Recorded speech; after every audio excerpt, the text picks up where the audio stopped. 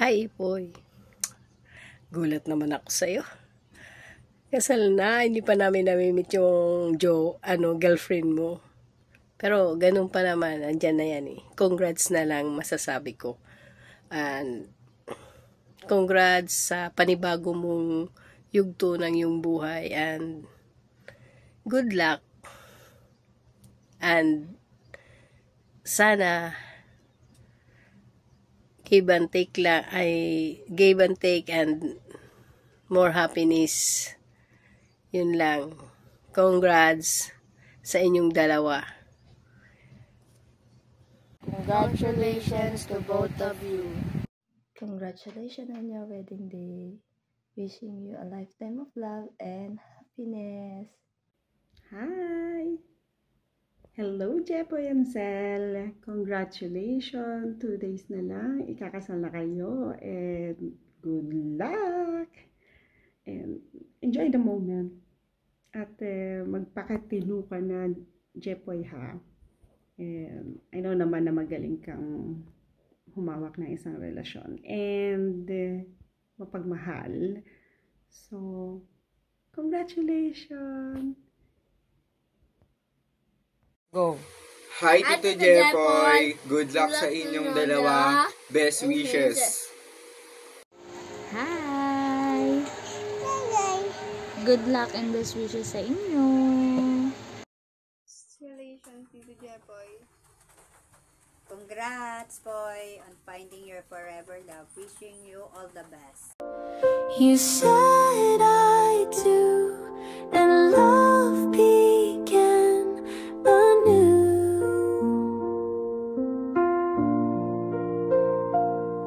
Congrats on your wedding day. Hearts united in a beautiful way. Vows were spoken, rings were Sa inyong darating na wedding bukas, sana magbago ka na at mahalin mo yung magiging partner mo. Okay, happy wedding, Poy. At sana maging masaya kayo sa mga darating na panahon sa buhay nyo. At sana makamit nyo ang mga pangarap ninyo. Happy wedding. God bless.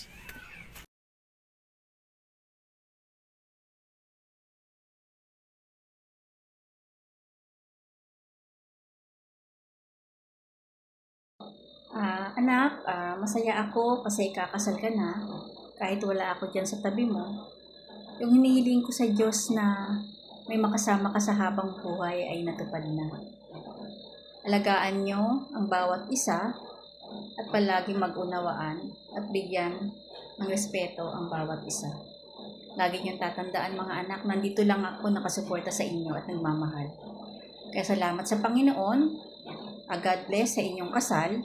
Nawa ay patnubayan kayo, ingatan lagi ng Panginoon. God bless and happy wedding.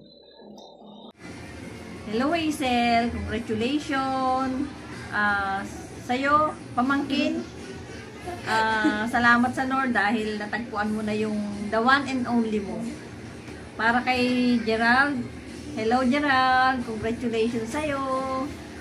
Sana mahalin mo ng todo-todong pagmamahal ang aking pamangkin na super bait, mabait sa magulang, mabait sa lahat. Super bait si Hazel. Kaya nawa ay magkaroon kayo ng pagsasamang maligaya, nakasama lagi ang Panginoon, at lagi dapat naaalala nyo na nasa gitna lagi lamang ang Panginoon at lagi kayong tutulungan. Nulit ko, congratulations sa inyong dalawa. Happy wedding! Hazel and Gerald, God bless you. Congrats, Tita Hazel and Kuya Gerald. Congrats po! Love namin kayo. Congratulations! We love you. God bless. Here in the Philippines. Mwah! Ate and Kuya, congratulations sa inyong dalawa. Sana ay maging masaya, matatag at puno ng pagmamahalan ang marriage nyo. Alagaan nyo palagi ang isa't isa, hindi lang sa magagandang araw, kundi lalo na sa may hirap na panahon. Huwag niyong kakalimutan kung bakit kayo nagmahalan, kung bakit kayo umabot dito. cheers sa bagong simula, sa forever nyo, at sa magandang buhay na buo inyong dalawa. And congratulations po ulit. Mommy and Daddy, happy wedding day po. I hope you are happy on your big day. Always remember, I love you always. And take care of yourself.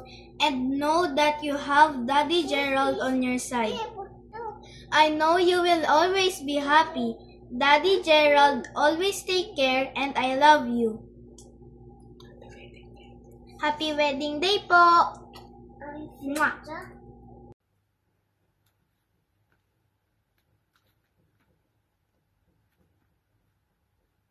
Sel, magandang araw sa iyo. Dahil nga ako na yung tumatayo na ama mo. Wala na yung ama mo. Kaya tinuturing na lang kitang anak. Ngayon, gustong gulang ka na at nais mo nang lumagay sa tahimik sa papapakasal. Nag-decide ka na magbuo ng isang pamilya. Kayo ni Gerald.